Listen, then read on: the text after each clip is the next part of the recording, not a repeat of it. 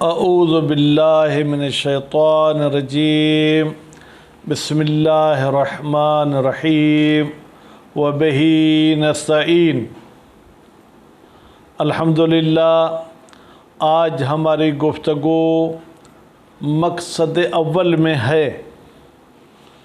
تو مصنف صاحب نے ابھی تک جو ہمیں کچھ سنایا وہ مقدمہ تھا۔ مقصد اول اوامر کے بارے میں ہے اور اس میں 9 فصل ہیں۔ کتنی فصلیں ہیں بیٹا؟ 9 فصلیں ہیں۔ پہلی فصل مادہ امر کے بارے میں ہے۔ مادہ کسے کہتے ہیں؟ جس سے کوئی لفظ بنایا جائے تو مادہ امر کیا ہے؟ حمزہ، میم اور را۔ امر کے شروع میں جو آیا ہے حرف، اس کو ہم الف نہیں بولیں گے۔ وہ الگ بات ہے کہ ہم اردو میں، سندھی میں اس کو الف بول دیتے ہیں۔ الف اور حمزہ میں علی تو صاف فرق یہ ہے کہ الف وہ ہے جس پر کوئی بھی حرکت نہیں ہوتی اور اس پر جزم بھی نہیں ہوتا کہ اس کو جھٹکے کے ساتھ پڑھا جائے، اور جس پر زیر زبر پیش ہو تو اس کو حمزہ کہا جاتا ہے، اس کو الف نہیں کہا جاتا۔ تو ابھی دیکھیں، آپ کہیں گے امر، تو آپ نے اس پہلے پر فتح دی ہے، تو فتح کا آنا یہ دلیل ہے کہ یہ حمزہ ہے، یہ الف نہیں ہے۔ پس پہلی فصل جو ہے کیا ہے؟ وہ مادہ امر کے بارے میں ہے، یعنی حمزہ، میم، را۔ اس کے بارے میں ہے کا مطلب، یعنی وہ کون سی معنی دیتا ہے، وہ کتنی معانی میں استعمال ہوتا ہے۔ دوسری فصل ہیئت امر کے بارے میں ہے۔ ہیئت امر کسے کہتے ہیں؟ کہتے ہیں یوں سمجھے وزن امر، ہر وہ چیز جو افعل کے وزن پر ہو، اضرب ہو، افتح ہو، اعلم ہو، ٹھیک ہے، یہ کیا معنی دیتا ہے۔ اور تیسری فصل جو ہے وہ یہ ہے کہ ہمیں جو شریعت کے احکام ملے ہیں بیٹا، ان احکام کا جو ہے کیا ہے، وہ 2 قسم فی الحال کر لیں۔ ایک ہے امر واقعی، دوسرا ہے امر ظاہری۔ امر واقعی کا مطلب یہ کہ حقیقی جو حکم ہے۔ امر ظاہری کا مطلب یہ کہ حقیقی حکم کا ہمیں علم نہیں ہے، ہم اس پر ظاہراً یہ حکم لگا رہے ہیں۔ مثلا انسان کا پیشاب نجس ہے، یہ حقیقی حکم ہے۔ وہیں پر آپ کسی ہوٹل پہ کھانا کھانا جاتے ہیں، آپ کو پتہ ہے کہ ہمارے ملک میں ہندو غیر ہندو سب کے برتن ایک ہی جیسے ہوتے ہیں، لیکن آپ نے اپنے آنکھوں سے نہیں دیکھا کہ اس ہوٹل میں کوئی ہندو کھا کر گیا ہے۔ اب آپ کو جب شک ہوتا ہے کہ یہ برتن پاک ہے یا پاک نہیں، تو حقیقی حکم تو ہمیں پتہ نہیں، لیکن ظاہراً ہم اس کو پاک سمجھیں گے، ٹھیک ہے۔ تو یہ جو ہے کیا ہے جناب، آپ تیسری فصل میں پڑھیں گے۔ اور چوتھی فصل میں آپ پڑھیں گے مقدمۃ الواجب۔ بیٹا مقدمۃ الواجب کا مطلب کیا ہے؟ یعنی واجب یہ کام ہے، لیکن یہ کام پھر کسی اور کام پر متوقف ہے۔ جب تک اس کام کو انجام نہیں دیں گے تب تک اس کام کو جو مجھ پر واجب انجام نہیں دے سکوں گا۔ میں نے آپ کو یہ کہا کہ بیٹا جاؤ میرے لیے فروٹ لے کر آؤ، تو اب میرے کہنے کی وجہ سے آپ پر واجب کیا ہوا؟ فروٹ لانا۔ لیکن مدرسے سے فروٹ کی دکان تک جانا یہ آپ کے لیے ضروری ہے، اگر نہیں جائیں گے تو فروٹ نہیں ملے گا۔ یا آپ کہیں گے آج کل جو ہے نا وہ فروٹ والے فون پہ جو ہے کیا ہے وہ فروٹ بھیج دیتے ہیں، تو پھر یہ فروٹ منگوانے کے لیے گویا کہ فون کرنا ضروری ہے۔ بات واضح ہوئی؟ تو اب میں نے آپ کو یہ نہیں کہا کہ فون کریں، میں نے آپ کو یہ بھی نہیں کہا کہ آپ خود جائیں، میں نے آپ کو یہ بھی نہیں کہا کہ یہ جو راستہ ہے اس کو آپ طے کریں۔ میں نے آپ کو کہا بیٹا فروٹ لے آؤ یا بیٹا پانی پلاؤ، تو واٹر کولر تھوڑا دور ہے، تو اب یہ واٹر کولر تک جانا یہ مقدمہ ہے پانی پلانے کا، ٹھیک ہے۔ آیا یہ مقدمہ واجب ہے یا مقدمہ واجب نہیں ہے؟ اور 5ویں فصل جو ہے وہ ہے تقسیمات واجب۔ آپ کے ذہن میں نہیں ہوگی میرے خیال میں، یا تقی شاہ اور میرے خیال میں علی دوست صاحب پہلے ہی شاید تجدید آ چکے ہیں، تو یعنی پہلے آپ یہ کتاب پڑھے ہوئے ہیں۔ بھائی ایک ہے واجب کفائی، یہاں کوئی آ کے آپ پر سلام کرتا ہے، اب سلام کا جواب دینا واجب ہے۔ اب تینوں میں سے کسی ایک نے کہا وعلیکم السلام تو دوسرے دو سے ساکت ہو جائے گا، لیکن اگر کسی نے بھی سلام کا جواب نہیں دیا تو تینوں کو قیامت میں سزا ملے گی۔ یہ ایک مثال۔ دوسری مثال، کوئی فوتگی ہو جاتی ہے، کوئی بندہ مر جاتا ہے تو اس کا غسل کفن جو ہے کیا ہے، یہ واجب کفائی ہے۔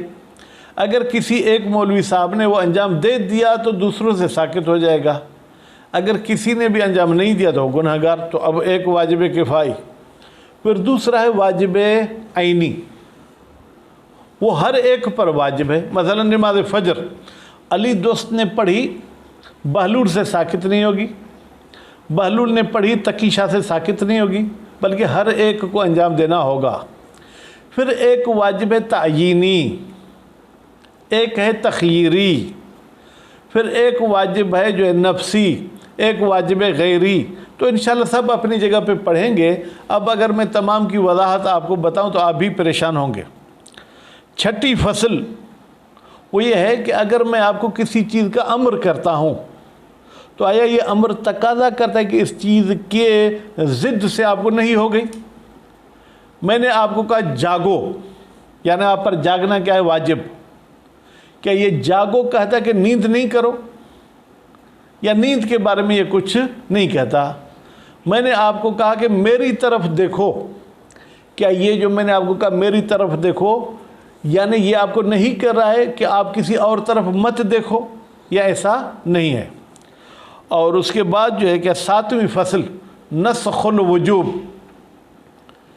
ایک کام آپ پر واجب تھا، پھر شریعت نے آپ کو کہا کہ اب یہ واجب نہیں، نسخ یعنی ختم کر دینا۔ اب شریعت نے اس کام کے وجوب کو تو ختم کیا ہے، لیکن اب بھی اس کو انجام دینا جائز ہے یا جائز نہیں؟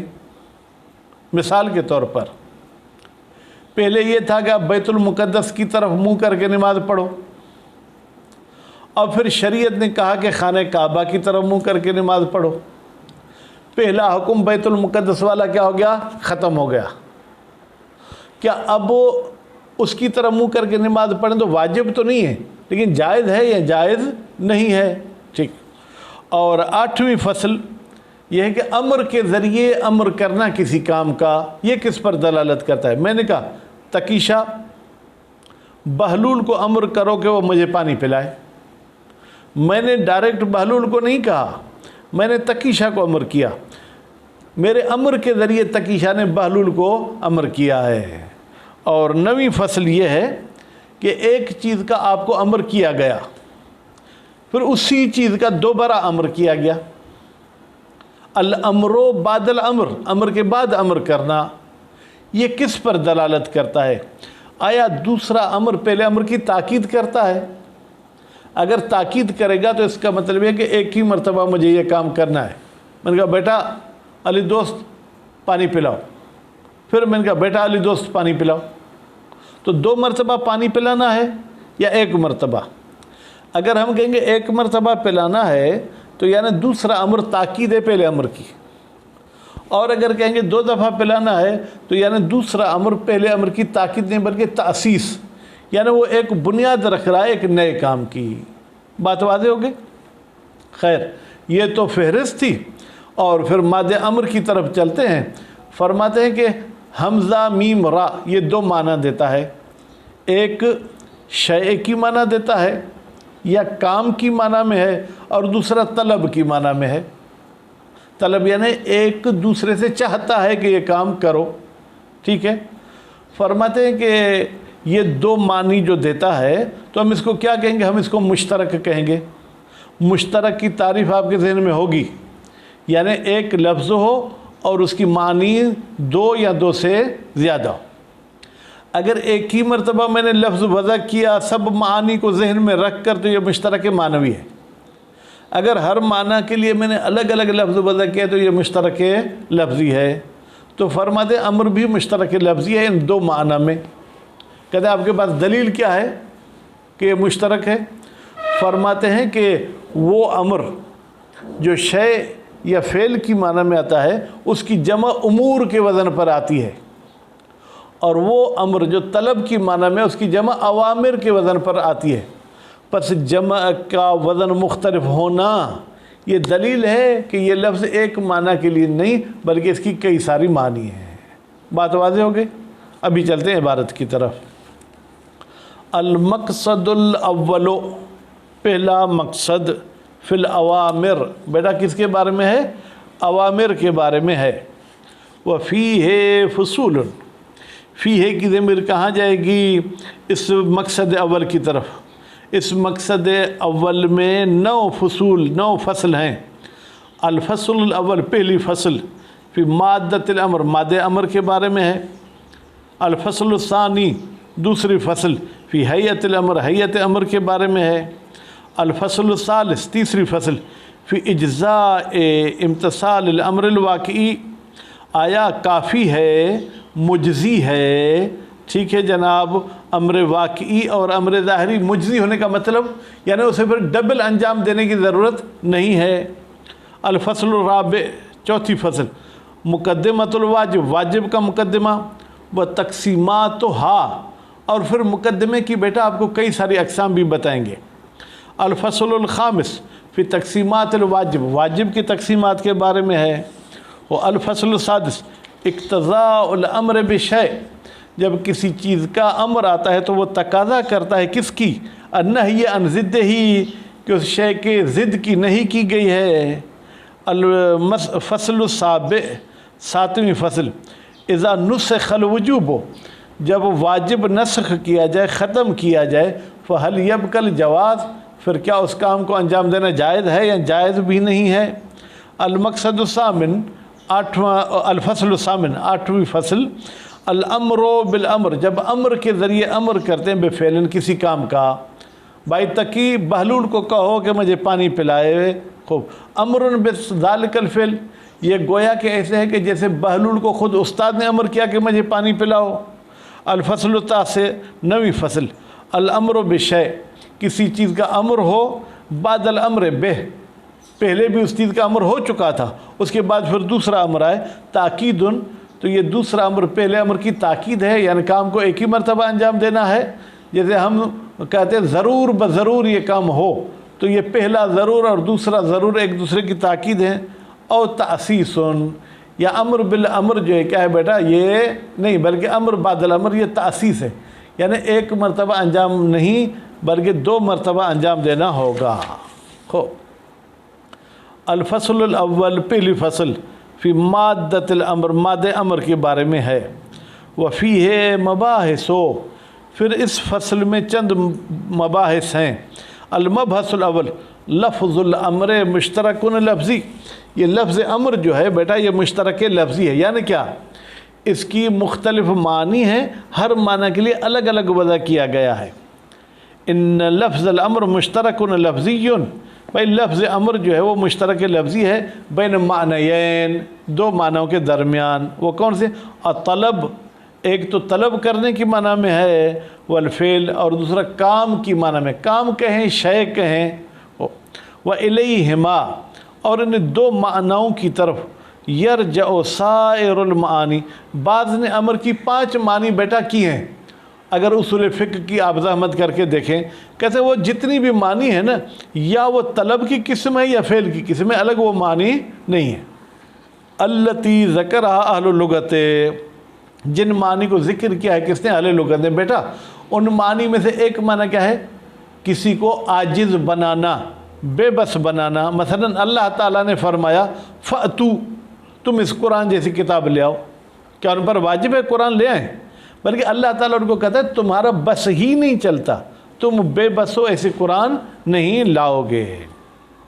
لا خلاف بین الجمیع، کوئی اختلاف نہیں ہے تمام علماء کے درمیان، فی صحت استعمال ہی، کہ صحیح ہے امر کو استعمال کرنا، لفظ امر بیٹا، پھر طلب کی معنی میں، کہ قول ہی سبحانہ، جیسے اللہ تعالیٰ کا قول ہے، فَلْيَحْذَرِ الَّذِينَ يُخَالِفُونَ عَنْ أَمْرِهِ، ڈرنا چاہیے، خیال رکھنا چاہیے، ٹھیک ہے، ان لوگوں کو جو مخالفت کرتے ہیں اللہ کے امر کی۔ یہاں پر امر بیٹا طلب کی معنی میں ہے، طلب یعنی وہی، یعنی اللہ جو چیز مجھ سے طلب کرتا ہے اگر میں اس کو چھوڑ دیتا ہوں تو مجھے ڈرنا چاہیے۔ ان تصیبہم فتنۃ، اگر وہ ایسا کریں گے، اللہ کے حکم کی مخالفت کریں گے تو وہ کسی فتنے میں پڑ جائیں گے، او یصیبہم عذاب علیم، یا انہیں دردناک عذاب ملے گا۔ پر یہاں پر دیکھیں امر بے معنی طلب ہے۔ وَإِنَّمَا الْخِلَافُ فِي الْمَعْنَى الثَّانِي، بے تحقیق اختلاف اس فعل والی معنی میں ہے کہ آیا یہ امر فعل سے مراد بیٹا فعل ماضی فعل مضارع نہیں ہے، فعل بے معنی کام، فعل بے معنی شے، اس میں اختلاف ہے۔ وظاہر، یہ آغا جعفر سبحانی حفظ اللہ کا جو ہے کیا ہے وہ نظریہ ہے، بھائی ظاہر ہے کہ صحت و استعمال ہی صحیح ہے لفظ امر کو استعمال کرنا فی الفعل، فعل کی معنی میں، لورود ہی فی القرآن، اس لیے کہ یہ لفظ امر فعل کی معنی میں قرآن میں بھی آیا ہے، کہ قول ہی سبحانہ، جیسے اللہ تعالیٰ کا فرمان ہے قل، اے رسول کہہ دو، ان الامر کلہ للہ، بھائی یہ کام سب کا سب اللہ کا ہے۔ یہاں پر امر بے معنی فعل، ٹھیک ہے۔ یخفون فی انفسہم، وہ اپنے اندر میں تو کچھ چھپاتے ہیں، ما لا یبدون لک، جو تیرے لیے ظاہر نہیں کرتے، یعنی اے رسول تیرے پاس آتے ہیں ان کے اندر میں کچھ چھپی ہوئی باتیں ہیں جن کا وہ اظہار نہیں کرتے ہیں، جبکہ تم یہ کہہ دو کہ بھائی سب کام اللہ کے ہیں۔ وقضی الامر، اور وہ کام ہو گیا۔ بیٹا قضا کی ایک معنی کیا ہے؟ ادا بھی ہے۔ ایک قضا کی مطلب ہے کہ ٹائم کے اندر وہ کام آپ نے انجام نہیں دیا، بعد میں انجام دو، جیسے کہا جاتا ہے جب قضیت الصلاۃ فانتشروا فی الارض، یہاں پر قضیت کا مطلب یہ نہیں کہ نماز رہ گئی، بلکہ جب جمعے کی نماز ادا ہو گئی تو تم جمعے کی چھٹی کر کے سو نہیں۔ وہ تو ہمارے مسلمانوں کی عادت ہے کہ جمعے کے دن میں کام کروں گا تو میرا نقصان ہوگا۔ عام طور پر مزدور مستری کے دماغ میں یہ وہم بھرا ہوا ہے، جبکہ قرآن حکم کرتا ہے جب نماز جمعہ ادا ہو جائے فانتشروا فی الارض، پھر تم زمین میں پھیل جاؤ۔ بھائی پھیل جاؤ کا مطلب کیا؟ یعنی جاؤ اپنے کام کاج کرو، کام کاج کی کوئی چھٹی نہیں ہے۔ تو قضی الامر، یہاں بھی قضی الفعل، جب کام ہو جائے۔ خوب، پھر ایک اور جگہ پر اللہ تعالیٰ فرماتے وَشَاوِرْهُمْ فِي الْأَمْرِ، اے رسول تو ان کے ساتھ مشورہ کر کام میں، یعنی جو بھی کام کرنا چاہتے ہیں مشورے کے ساتھ کام کر۔ خوب، تو اب دیکھیں یہ 3 آیتیں پیش کی جس میں امر جو ہے وہ کام کی معنی میں ہے۔ ثم الامر ان کان بمعنی طلب، پھر کہتے ہیں کہ اگر امر طلب کی معنی میں ہوگا، اے طلب الفعل من الغیر، یعنی غیر سے کوئی کام طلب کرتے ہیں۔ میں کہتا ہوں بیٹا مجھے پانی پلاؤ، میں نے طلب کیا کہ آپ پانی پلاؤ۔ بیٹا درس میں توجہ کرو، میں نے طلب کیا کہ آپ کی توجہ درس میں ہونی چاہیے۔ بیٹا رات کو سونے سے پہلے صحیح طریقے سے مطالعہ کیا کرو، ٹھیک۔ فیجمع الاوامر، تو پھر اس کی جمع کس کے وزن پر ہوگی؟ اوامر کے وزن پر۔ بیٹا فیجمع الاوامر نہیں پڑھیں گے، حالانکہ اللہ جار کھڑا ہے، پھر بھی اوامر غیر منصرف ہے تو ہم کہیں گے اوامرہ ہو۔ کما انہو، جس طریقے سے کہ یہ امر اذا کان بمعنی الفعل، جب یہ فعل کی معنی میں ہوگا فیجمع الامور، تو پھر اس کی جمع باندھی جاتی ہے امور کے وزن پر۔ مثلا آپ یہ کہتے ہیں بھائی مجھے بہت سارے امور کو انجام دینا ہے، یعنی بہت سارے کاموں کو انجام دینا ہے۔ والاختلاف فی صیغۃ الجمع، کہتے ہیں جمع کے صیغے میں اختلاف ہونا دلیل، یہ دلیل ہے علی انہ موضوع لمعنیین مختلفین، علی انہ یعنی یہ لفظ امر وضع کیا گیا ہے 2 مختلف معناؤں کے لیے، یہ ایک معنی کے لیے وضع نہیں ہے۔ سمجھ میں آ گیا؟ زیادہ تو نہیں تھا۔ انشاءاللہ مزید درس ہم ہفتے کے دن پڑھیں گے۔ صلی اللہ علی محمد و آل محمد۔